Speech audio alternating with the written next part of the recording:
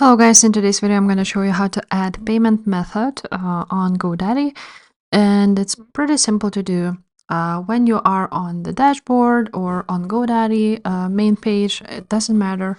You're going to click your profile picture and you're going to click account settings right here. Now when you're right here, you can see your full name, address, phone number, and so on.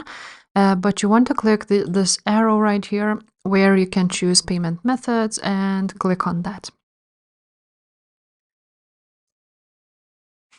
Now, as you can see here, I have my one payment method like a card, but you can actually add a new payment method.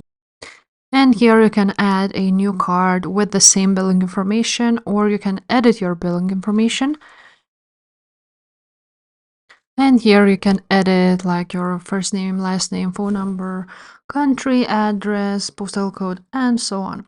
So yeah, guys, that's basically it. That's how you add a new payment method. If this video was helpful, please leave a like, subscribe to this channel, and I will see you next time. Bye.